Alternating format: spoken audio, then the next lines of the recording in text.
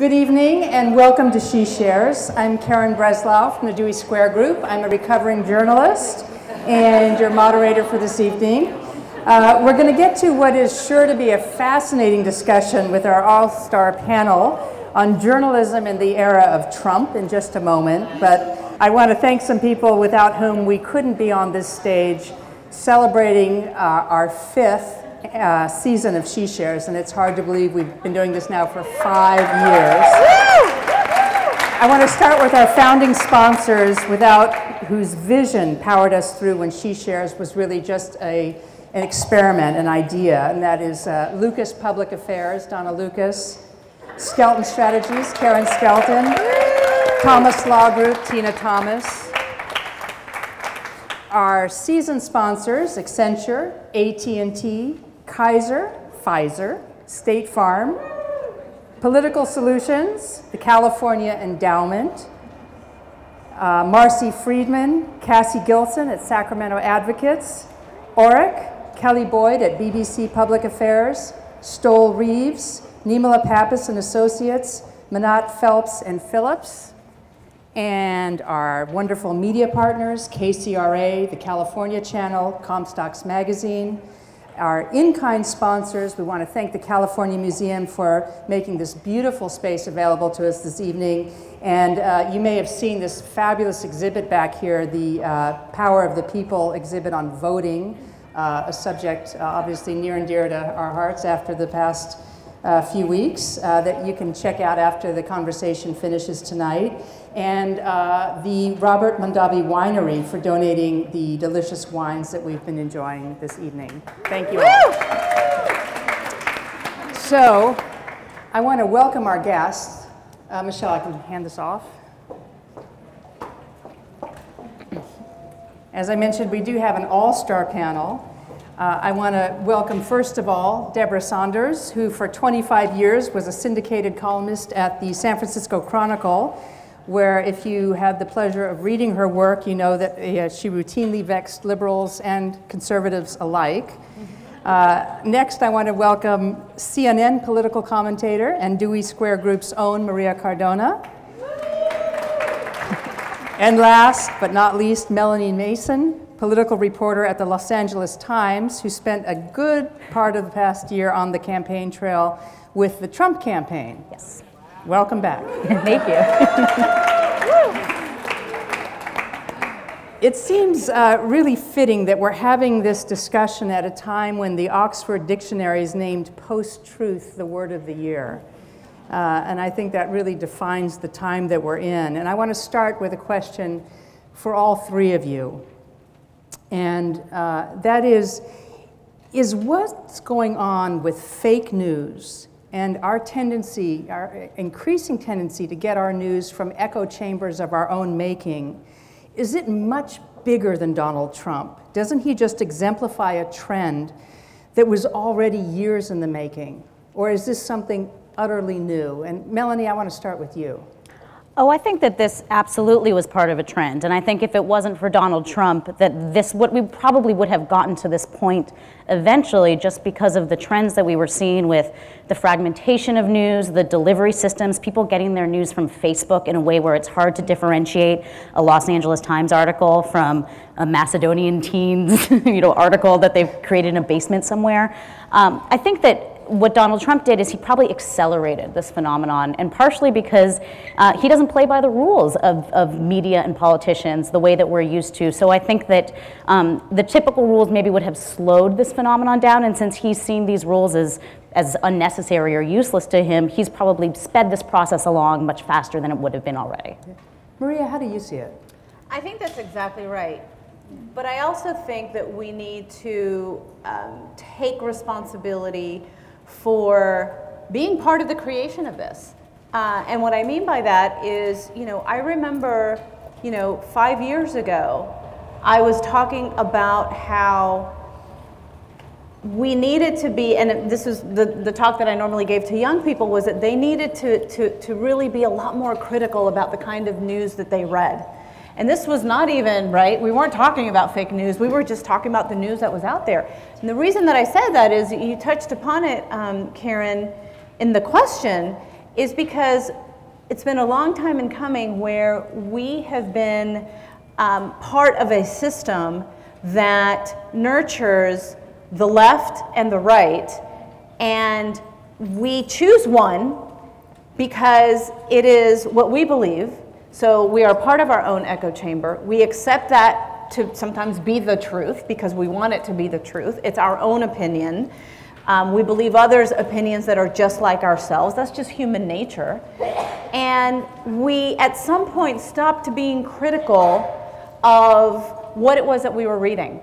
And I think we were all in some way, shape, or form part of the system that created Donald Trump, or at least that gave him the opportunity to take advantage of the moment, which I think is really what happened. And, you know, I remember I would be saying to young people, you all really need to be a lot more critical about what you read. Go back and do your own research. Go back and ask questions, even if you have your own opinion. Try to be critical of that. Well, why do I really believe this? What backs this up? You know, what are my own belief systems? What is that based on? And I don't think we have done enough of that as a society.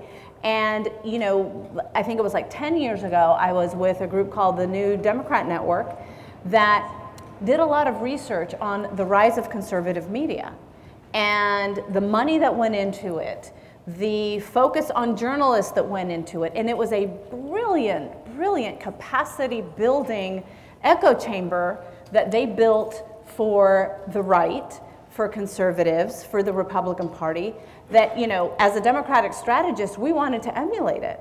So we looked at that and we were like, God, that's brilliant. You know, they put out talking points and then everybody is talking from the same playbook. And it was so effective, and it is really effective. So liberals started wanting to do the same thing, right? And so what we got was, you know, Fox News and MSNBC, right? One side or the other, and then everything that is part of the echo chambers of the right and the left. And so I do think that Donald Trump came at a moment in time that was the perfect storm for him to be able to take advantage of it. But I also think it's because he wrote his own rules. Like, I don't think that any other candidate would have been able to get away with it. I think it was a meshing of the right moment in time, of a cult of personality that was Donald Trump. And frankly, you know, the left cannot get away from the fact that we were also at a moment in time when people were just angry. People were just frustrated. People were anxious. And one of the things that we need to keep in mind also, me specifically as a progressive, is that it was going to be tough, if not almost impossible, for Hillary Clinton to get elected anyway. A third term of a Democratic administration goes way against history. It has hardly ever been done before. And I don't think people really understood what Hillary Clinton, just because of that single piece of evidence, was up against. You know, regardless of everything else that came that came of the difficulty of her in this election cycle, and a lot of it was, you know, self-imposed. A lot of it was everything that came out of this fake news, right?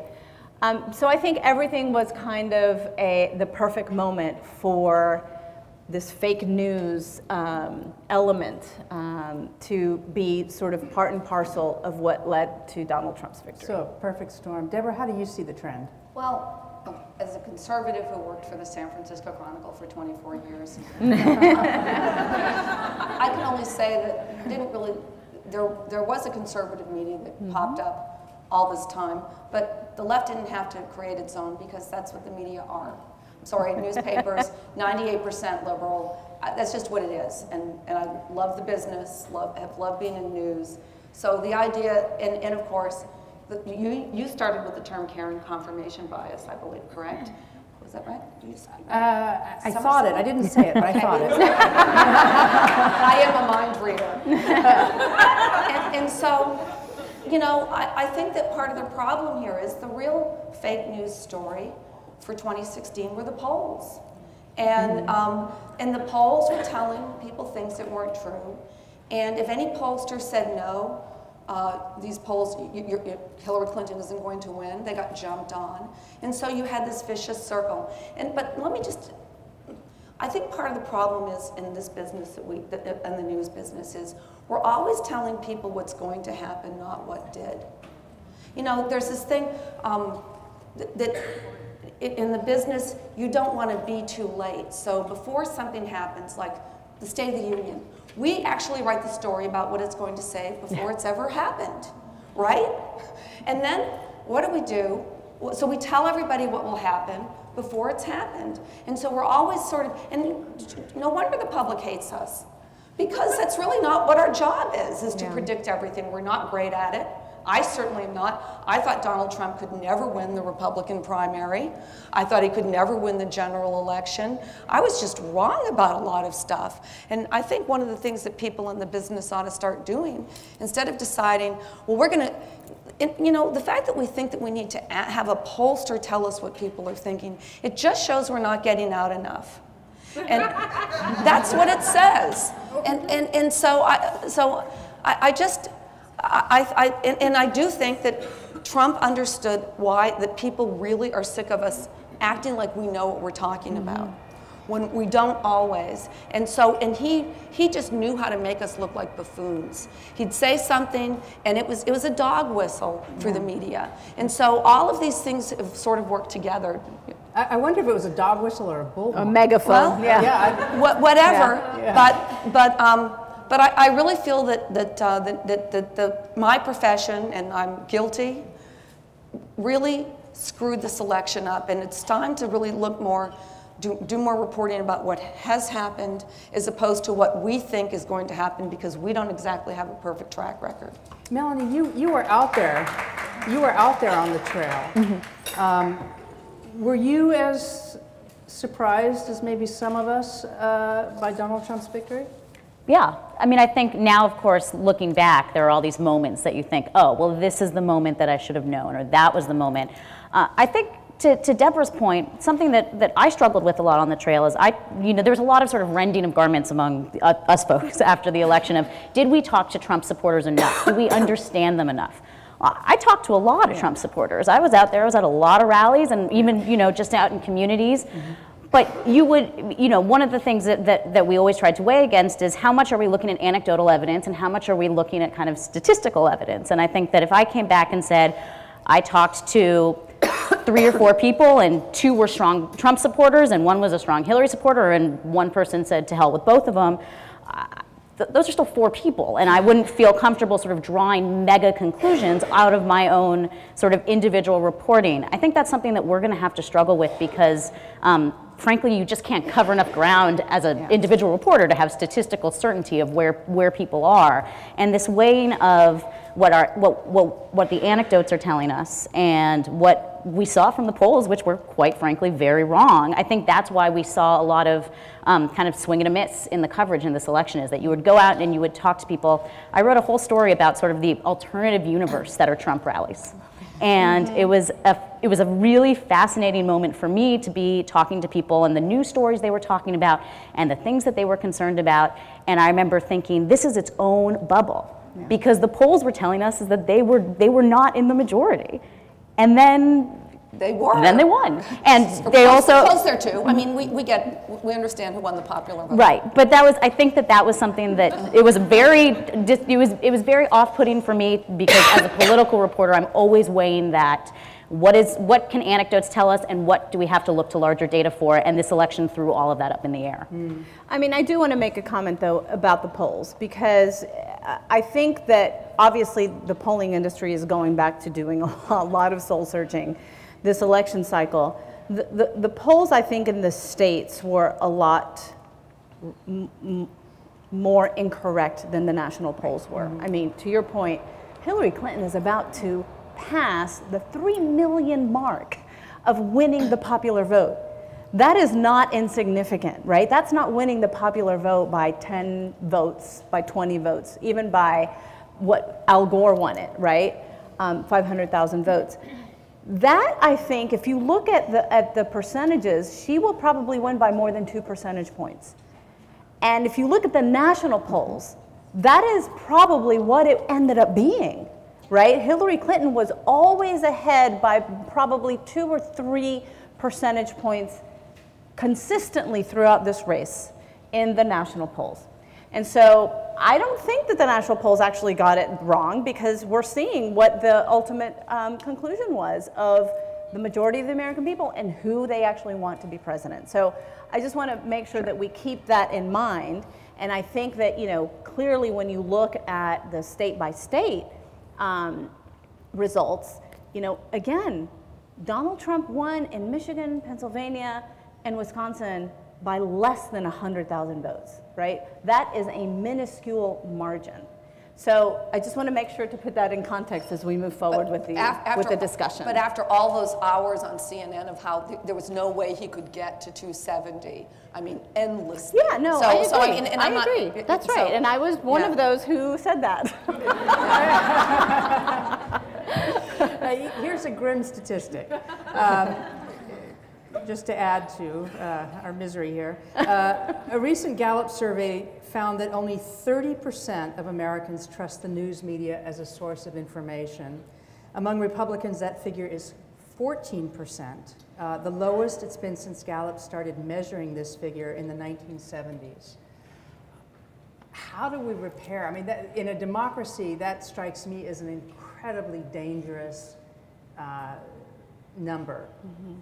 I mean, it really drives people to fake news. It drives them to echo chambers. It drives them to Facebook. Nothing wrong with Facebook. I mean, I get my news there too. I think probably most people in this room, you know, is there anybody here who doesn't at some point in the day like get news from Facebook? Anybody?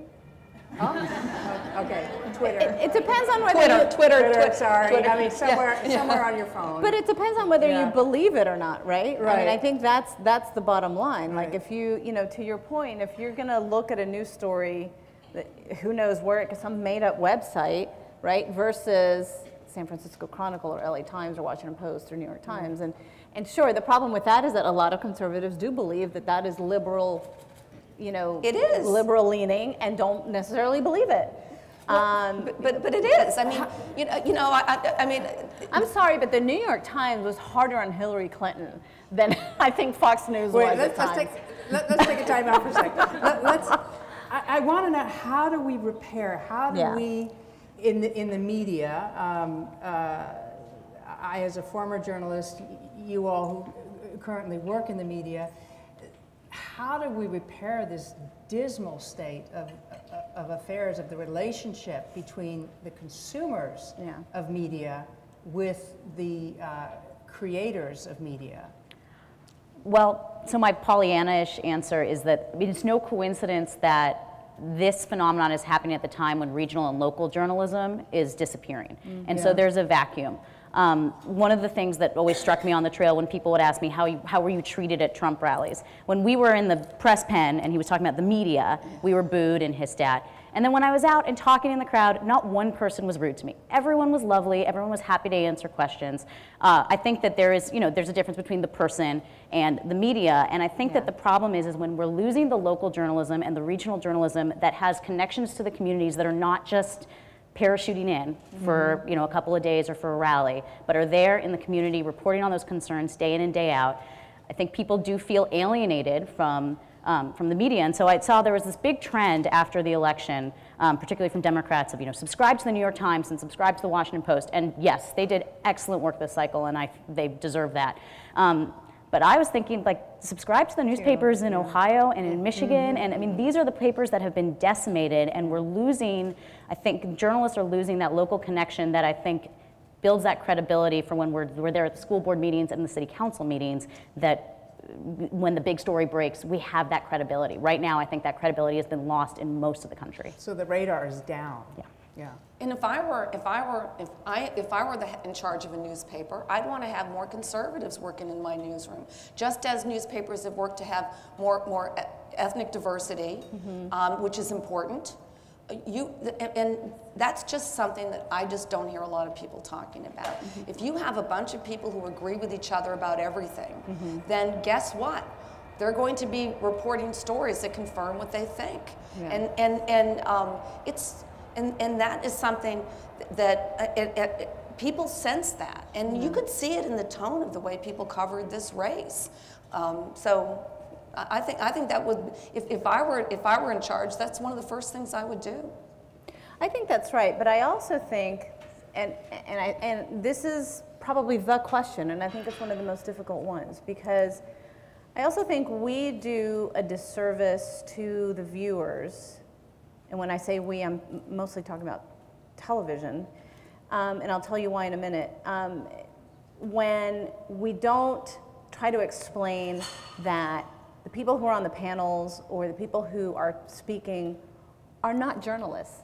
So I can't tell you how many times I got eviscerated on social media because people were calling me, you know, what kind of journalist are you? You know, you're so biased. You know, where did you go to journalism school? Well, I'm not a journalist. I've never pretended to be a journalist, right? I am paid to be on CNN because I am a Democratic strategist, you know, and I'm analyzing and I'm sharing my opinion from my experience in Democratic presidential races. But I don't know that we make that clear enough to the viewers. And so when they see a panel of 2 Republicans and 2 Democrats, right, going at it, there are some people, and I think naturally so, because we're on CNN, that probably believe we're reporters and we're journalists, and we're not. So I don't know what the solution is. I think the equivalent for newspapers are op-ed columnists as well, even though I think probably they more so are journalists, and they're opinion journalists, and I think that's much more of a real journalism than just, you know, people opining on television. So I don't know. What do you think about it? Well, I mean, as somebody who's run an opinion page, the thing is, I could never have been hired as a reporter at the San Francisco Chronicle because of my politics, because I'm biased, right? As a reporter. As a reporter. And I've seen Gotcha. people who came in as conservatives, and they did not last if they were reporters. You could only go in the opinion page row. Interesting. And so again, of course, when that happens. But what happened? We have journalism students here, I know, from Kennedy High School, and I imagine you guys have a lot of questions, and we're going to get to them. But what happened to the notion that a reporter's job is to be unbiased and to root out the facts? Okay, so the people I've worked with, they think that they're, I mean, I know I'm biased, right? They think that they're neutral, that their opinions are neutral, and everybody they know thinks is the way they do. So they think that that's the vanilla, and it's something that people. I'll be discussing issues with people I work with, and I'll look brilliant because I say things they never thought of. Yes, because they just hang around people who think the way they do. I mean, it really is. People have to challenge themselves in ways that they're not used to. And we go through this thing. You know, sometimes they'll say, "Oh, we're not really mostly liberal," and when you hit them, they all admit it, right? And then they'll say, "Well, it's because smart people are journalists," right? Journalists are smart, and liberals are smart. Oh, okay, thank you. I just read Oedipus Tyrannus in Greek, but thanks for telling me that. Well, I just want to jump in for someone that's not on the opinion pages, that's on the news side. I mean, the principle of bias, or being, you know, unbiased or biased, whether that's based on your politics, based on your background, based on your gender, based on your race, I feel like that's sort of a false setup that we're being forced to sort of fit into. The word that I'm always going for is fair. I mean, that is what I want people to describe me as, and that's slightly different. That's not saying I don't have a bias. That's not saying that I come into this as a blank slate, but that whomever I'm reporting on feels like they got a fair shake when I talk to them, that I listen to them, that I talked to as many people as I can, because I don't think that it's possible for a reporter to be unbiased, because our biases come from so many different places, and they're not just and not just politics. Right. But if people say, you know, she was fair to me, that's the standard that I'm going for. I think that's important, because I think you made the point also that newsrooms also, I think, have an obligation, and I completely agree, to be more diverse. And I think the reason that they want to do that is because it's kind of the opposite of being unbiased. They want people from lots of different backgrounds, lots of different experiences. And so to your point, lots of different opinions too, right? Even if they are just from the news side, so that you can get a real reflection of what this country looks like today. Good. Okay, well, I want to switch gears for a second and talk about another big question, and that is technology. And we've all seen and reacted to Donald Trump's tweets in this election cycle. And I thought it was interesting that Trump described Twitter as, he said it's like owning the New York Times without the losses. He has 17 million followers, which is a pretty substantial number. It's larger than the POTUS account, which he'll be taking over on January 20th. I want to ask all of you, what is technology-driven change, and what is the Trump effect? When you look at what is happening with news cycles, with the ability to really cause whiplash in a news cycle, to move markets, to take an obscure union official and put his name into the headlines, to upset world leaders, to change headlines with a single tweet, to change entire news cycles. How much of that is technology, and how much of it is it Trump? I mean, how much of this is permanent, part of the media? I think it is permanent. I mean, I think that Trump is much savvier at utilizing these tools than most politicians are, and I think for the reasons we discussed before, also is willing to break what the rules were in terms of not holding a press conference since he's been elected president, but being on Twitter every morning and talking about, as you mentioned, the union official, or talking about certain companies. But Twitter was a force in public affair or current events well before Trump. Yeah, sure. I mean, and I think this was going to get there. I think what will be interesting to see is when he does take office, is he going? I mean, will the sort of formalities of the office kind of change how he views these technologies? And my guess is no, because it hasn't changed since he's been elected. I think that I think he likes Twitter. I think he likes communicating in that way, and I don't anticipate him to stop. I think a big reason why he won't stop is because with Twitter, he creates the news, right? He drives the news cycle, and I think he was brilliant at it, because this is his world, right? He's a reality TV star, let's not forget. And he loves being on the stage, whatever stage that is, and being in charge of a Twitter account with more than 17 million followers is a huge stage to be on, whenever he wants to be on it. And I think the other piece that it was so critical for him is that, nobody thought that he could get to where he is today. And so most of the news coverage sort of reflected that, never took him seriously. And he was able to get around that because of his use of Twitter and Facebook and all of the social media, because he broke all of the rules, because he was completely unconventional. And we saw that play out in so many ways during the campaign, and we're now seeing it play out during the transition in ways that we never anticipated, right? I think he's played the media like a fiddle. I really do. And part of his use of Twitter was being able to do that.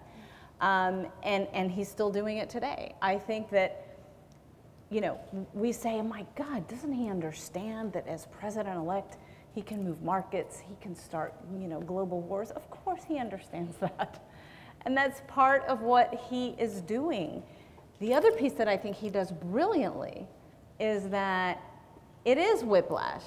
And so when you have a serious New York Times story or a Newsweek story who is focused on the myriad of conflicts of interest that this man will have when he becomes president, serious conflicts of interest that can put in jeopardy the United States of America, he will go and tweet out about this deal with Carrier, Or he will go and tweet out about this union boss. And guess what? We're now no longer talking about the New York Times piece.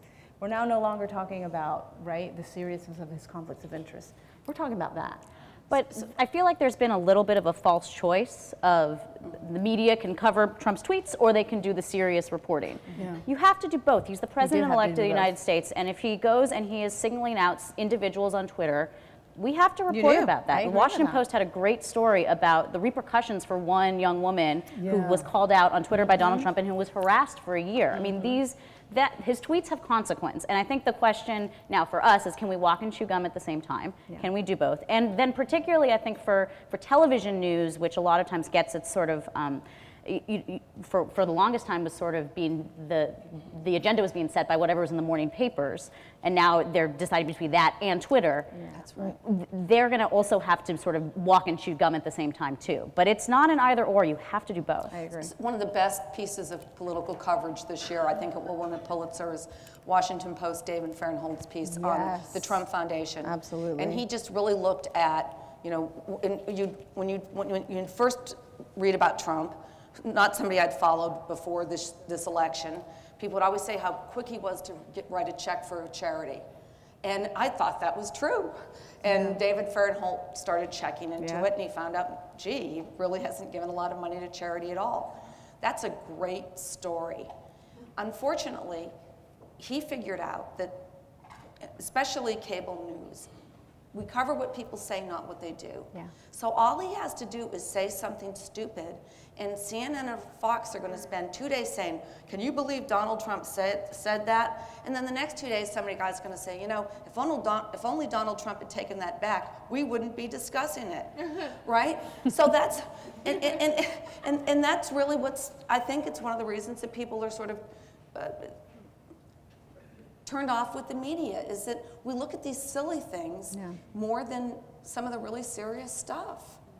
I was appalled today that, or yesterday, that the meeting with Kanye got more attention than the people recording their own obituaries from Aleppo. Yep. I thought that was really troubling, and I think it speaks to the level of distraction and frivolity that we have surrendered.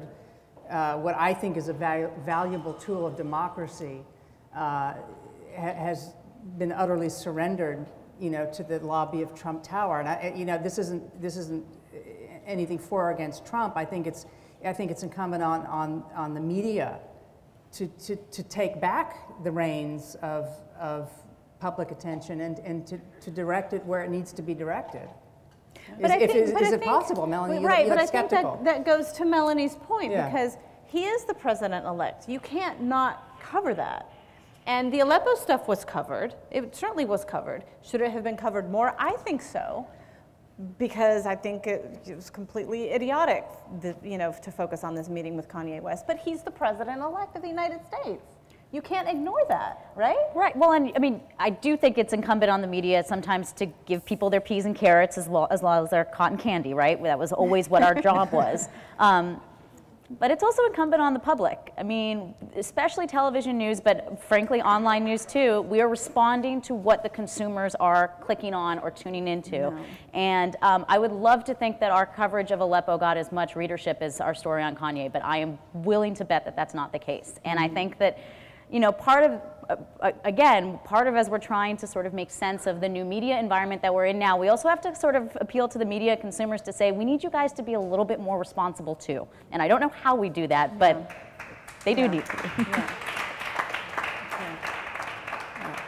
We're going to get to your questions in just a minute. I have one last big question for you guys, and that is, what do we do about the proliferation of fake news? What is, as journalists, what as citizens, what as commentators, what is our responsibility, what is our ability, frankly, to combat what seems to me like a cancer of the information age? I think the first thing that I would do is stop calling it fake news. Fake news sounds like this cute little thing that you can just put over here. It's not. They are outright lies. They are lies, and that's what we need to underscore. And that's what we need to call it out every single time we talk about it. I love calling it a cancer on our democracy, because that's exactly what it is. I love making sure that, you know, we put the responsibility on consumers and readers and viewers as much as on the media.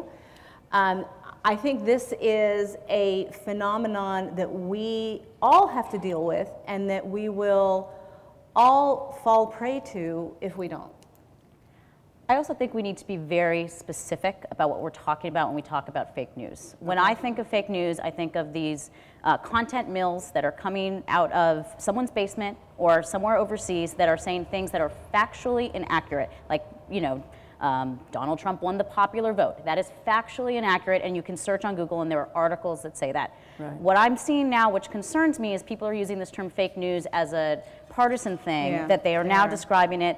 You know, people may not like Breitbart, but Breitbart's not fake news. It might have a slant. There might be exaggerations that come, you know, from its political slant, but that's the same as saying that The Nation is fake news or something. That's not quite right. So if we want to be very narrowly tailored about the actual misinformation, actual factual inaccuracies, I feel like that is something that we can break off and chew. But when we're sort of throwing the word fake news about, then you see conservatives saying, well, the New York Times is fake news. Well, then everything is fake news. So I think that being specific is important.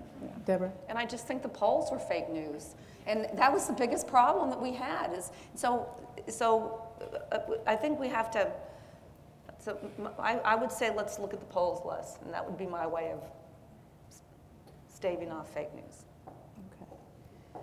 So I would love to open it up to questions. I imagine we have quite a few. Michelle has a microphone, so if you wouldn't mind just introducing yourself and wait for the microphone. Yes, back there in the red jacket. The microphone will come to you. Hi there, I'm Carrie Ziegler. I'm a Senior VP at Lucas Public Affairs, and my question really for Melanie is, what is the reaction of the press corps? What would you might have done differently, knowing that Donald Trump actually threw people out of threw reporters out of press conferences, or revoked their press credentials? I mean, in a way, as a former reporter, it seems stunning that reporters didn't protest that kind of action. I mean, was there talk in the press corps about that? How do you deal with that kind of bullying intimidation? That's a great question, and I'm hesitant to sort of characterize where the press corps was, because I'm out here and a lot of these conversations are really going on back in New York and Washington, D.C., where a lot of the national media is based. But I have seen some panels recently that have been sort of talking about how maybe the reaction wasn't as strong as it should have been when papers and outlets were blacklisted during the campaign, because now we're in an era where that may happen for the White House press corps. That is not something, I mean, Reince Priebus today talked about some major overhauls to what the White House press corps may look like. And I think that, you know, the national media is then going to have a conversation about, are we looking out for each other? What do we do? What do we do if a major outlet is banned from the White House press room? I think that we didn't take it seriously enough because it happened during a campaign where there were so many things going on, and quite frankly, people didn't think he was going to get the nomination, you know, even win. So there's a lot of sort of come to Jesus moment going on. You know what I read into that story where Reince Priebus said that there's going to be a lot of changes? What if they decide not to do a daily press briefing? Which he very well might. What do we do? I mean, that is a serious question that we need to face. What if instead of the daily press briefing, he just tweets out a couple things that he's doing that day? Yeah.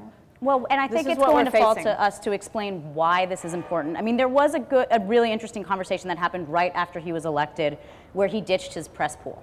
Yeah. And I saw a lot of traffic on Twitter about, well, what is a press pool? Well, this is a good question, because a lot of the things that we do is sort of opaque, and it's this sort of the mechanics of covering a president or a president-elect that frankly we would assume isn't all that interesting to the public. Well, now it is, because it's all being upended. And once there was an explanation in the press of here's why it's important to always have some people nearby the president in case a crisis happens, the the Trump transition team was much better about allowing pool where it needed to be. So sometimes I think if we are more vocal about here's why these traditions and these habits matter, here's why it's important to have a daily press briefing at the White House, I think that puts pressure on them perhaps to stick with the routine. Okay. Yes. Here comes the microphone. 1 second. There you go. Hello, I'm Kate Carpolo, a freelance writer and used to be with the Center for Research on Women and Families. My question really is an issue related to civility and what I still see a lot of women reeling from, which is the oft-repeated comments about the Hollywood Access tape, which was a workplace, not a locker room, how he treated Katie Tour from MSNBC, how he treated Megyn Kelly. And I guess, Debra, if I could ask you to begin with this, what still confounds me is two things. One, why so many Republican voters in particular did not have this lack of civility, and particularly how he talks about women repeatedly over decades as a disqualifying characteristic to be president of the United States, and what our responsibility is as citizens and as feminists. I should maybe mention I voted for Gary Johnson, right? So I think that Donald Trump has figured out, I mean, as Selena Zito said the best statement about Trump of the whole election, which is that the media took him literally and not figuratively, and his supporters took him figuratively and not literally. They felt that he's a brash guy who gets what he wants and he gets things done. And they saw the way that he talked about women as they don't care what he says that much. They care what he does. And we in the media overly care about what people say and not enough about what they do. I was speaking at the Commonwealth Club, and we were talking about why would people vote for Trump, and I've become like my job became explaining liberals to conservatives and conservatives to liberals. And this woman walked up to me afterward, and I was saying there are good reasons, and I went through them, and she said, "Thank you so much for that. I live in the Central Valley, and we don't have the kind of affluence you have in the Bay Area, and this guy is our last hope." She doesn't care what he says about Miss Universe. She cares what he can do about jobs. There are people who have other priorities, and I think that that's what you have to look at. Yes.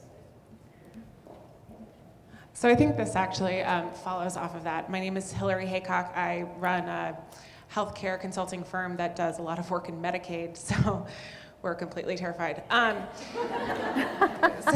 So my question kind of gets back to a little bit of the cotton candy versus the peas and carrots, and the what are we paying attention to and what do people really want? Because I think Donald Trump ran as, I'm going to change things, I care about what you care about, and I think we're all watching in sort of terror as he puts together an administration where labor policy is going to be run by a man who runs fast food restaurants. That's not good for labor. He's appointing people to run departments who have advocated for abolishing those departments. And so I think, you know, the week where he came out with his carrier deal, which got a lot of press and he got a lot of credit for, but really did absolutely nothing to make the world a better place for anybody other than sort of the 800 workers who will have jobs for another couple of years, maybe. And I think the real pressure for journalists is he's going to continue to feed you these amazing narratives and you're going to want to cover them.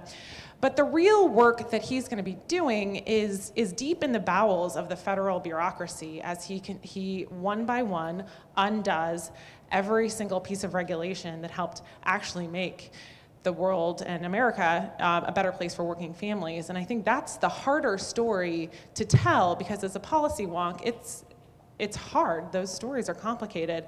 And I think it's going to take a depth of knowledge that I would just be interested in getting your opinion on. Do you think the news media is ready to to do the dirty work of really understanding the full context and explaining how the changes that his appointees are making to the way our government works really impacts people's lives. Melanie, you want to grab that one? Do I think that we're ready? No. I mean, I think that that there's going to need to be a huge reorientation in terms of how we have typically covered a presidential administration and what we're going to be doing here. And part of that is because this is an administration that has so far shown that it's not going to be interested in sort of playing the access journalism game that has gone by for so long. I mean, he's got a couple of sort of reporters or outlets that he likes to deal with. The Trump campaign was incredibly unresponsive unless you were a part of a handful of outlets that he cared about. But I actually think that that's a good thing, because I think that if we, and my colleagues in Washington and other journalists in Washington sort of liberate themselves from the idea that everyone's going to need to match scoop for scoop whatever's coming out of the West Wing any particular time, that frees up an enormous amount of resources to do some of the things that you were talking about, either investigating and bird dogging what's happening in the bowels of federal government, as you said, or being out in the field and talking about how these policies are manifesting on the ground, because that was obviously something that our proportions were off. We were doing too much of the insider game and not enough of what was going on in the rest of the country. And if we're basically now liberated to say they're not going to return our phone calls and there's only a couple of people who are going to be able to break whatever the latest staffing shakeup is, let's cede that. We can cede that territory, because there's so much other work to be done. But that's a hard thing, because we're also competitive by nature. We also all, I mean, I'll speak for myself, I love getting scoops. Anyone who's here, all your scoops, please. But but I think given the enormous amount of uncovered areas that I think this election has shown us we're going uncovered for a while, maybe this is a time to sort of reorient those proportions. Good. We have time, we have a lot more questions. Okay, let's see. Hi there. So my name is Sally Lee, and I don't have any connection with the media. I'm your average news reader. My question for you is, do you feel that the media would treat Donald Trump in a different way if Donald Trump were Donna Trump, so if he were a woman?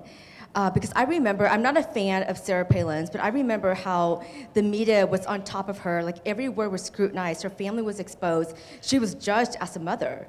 And I feel almost defeated that I feel almost like we're soft-handling Donald Trump. And so I just want to get your perspective on that. Of course they would have treated her differently. Yeah, of course. And this is something where I think the left and the right have an agreement about.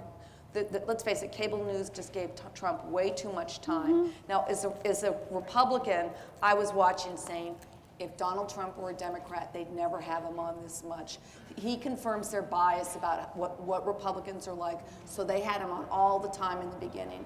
And you're thinking there was too easy on him because they thought so I mean, I think that,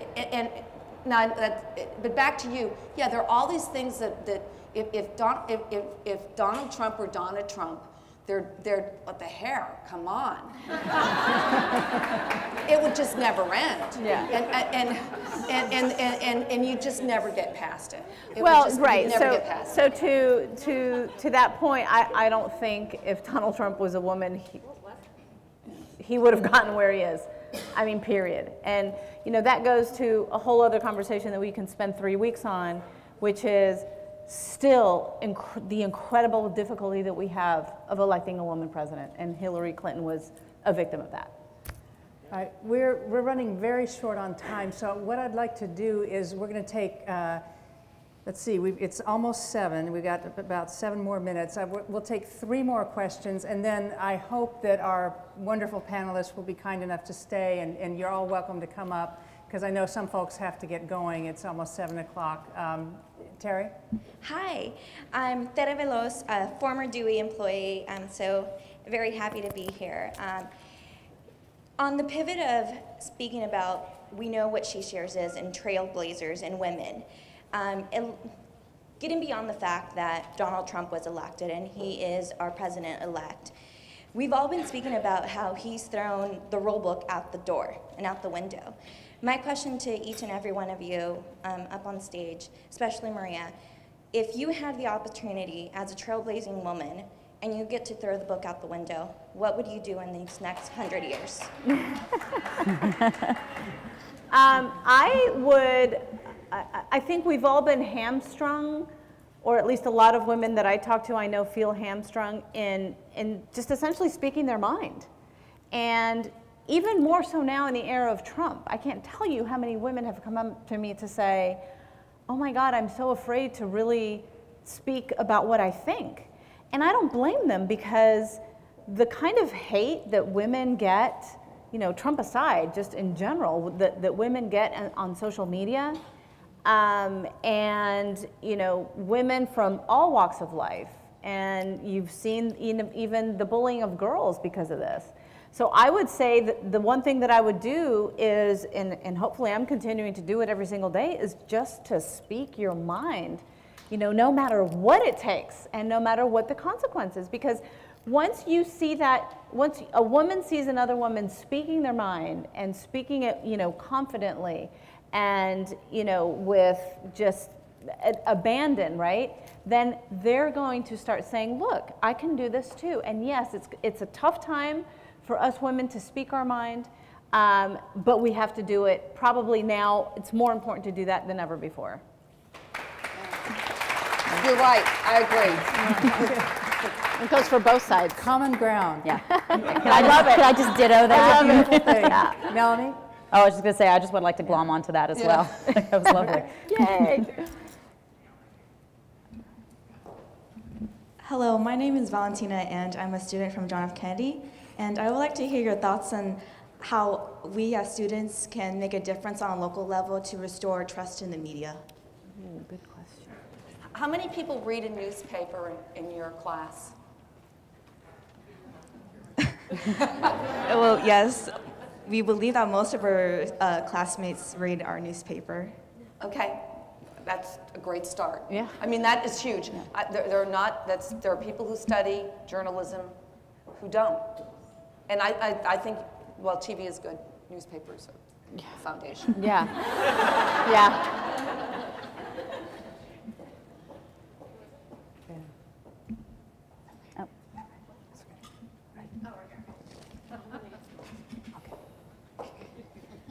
Thank you. I'm Nicole Evans. I am horrified by the death of facts, and so my whole focus is how to bring, you know, facts back. What responsibility does social media have in maybe ensuring that their streams are, you know, maybe focus more on fact and be, you know, the hateful trolling? And because, you know, journalism went through a time of ethics development, and, you know, is this the time now that we want to look at ethics in social media? I think that's, I mean, Facebook in particular has really been getting that question hammered to them, and I know that there's been the problem is, and the thing that's really hard is that every time you talk about evaluating sources of information, you're going to run into that First Amendment wall, right? Mm-hmm. Because yes, journalism has a foundational set of ethics, but no one needs to be licensed to be a journalist. It's not like doctors or lawyers, and because of that, there's a low barrier to entry to be a journalist.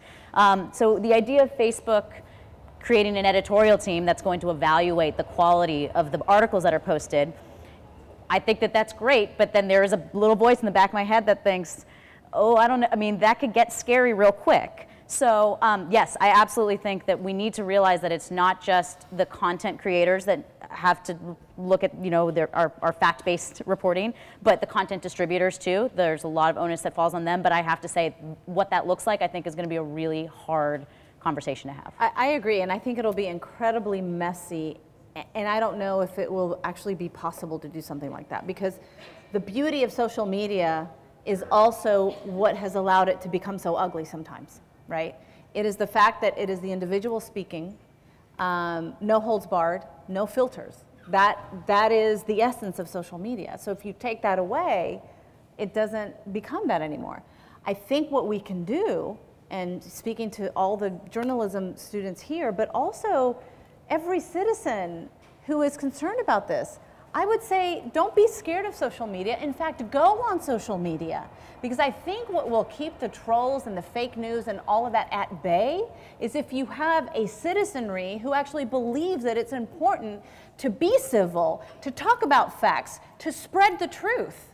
And if we do that, then I think the numbers will be overwhelming in terms of those kinds of attributes that we all find that right now are so dismal and missing in social media. Okay, Karen's going to grab the last question. Founder's privilege. I know Founder's you said privilege. Go for it, Karen. First of all, thank you guys. I mean, as the daughter of a political writer, I just know that, you know, this was a historic election, and anytime you can be covering and be around history in the making, it's a privilege. At least I was told that. I don't know about this one. But my question is for you, Karen, a 20-year veteran of political writing at Newsweek. You're not in it anymore, but I know you're still hungry for it at some level. And so I want to know from you, you know, at arm's distance from this amazing race, what is the question you would have asked if you were sitting with Donald Trump and if you were sitting with Hillary Clinton that wasn't asked? Ooh, oh, that's a good one. And while you think about that, can I just give kudos to Newsweek, who has also been incredible in terms of investigative stories on Donald Trump specifically? God. You're killing me, girl. The question that wasn't asked. Why do you want to run for president?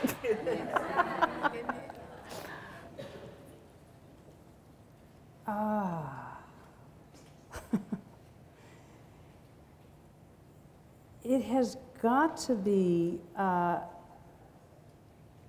you know, for Trump, I think it has got to be the question, you know, for people who are afraid of what you represent or what it is you say you plan to do as President of the United States, what do you say to allay those fears? And you could enumerate the fears, but I think we've all been through the fears. And for Hillary Clinton, I think it's the fundamental question that she couldn't answer, which is, why do people not believe you?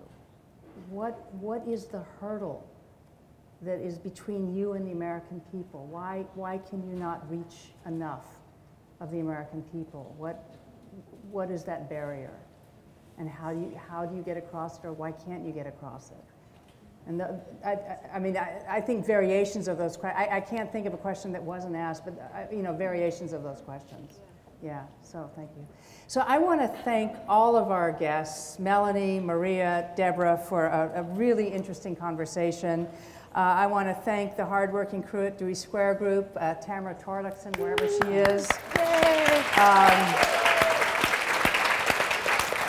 This is our 5th season of She Shares. And we are going to continue our reception in the back. Hello, Donna. Hi.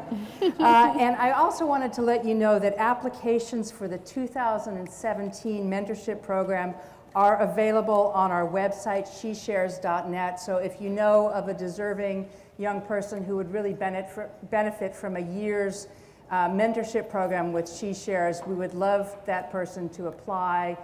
Spread the word, and thank you. Go eat, drink, and enjoy. Thank you so much. Thank you.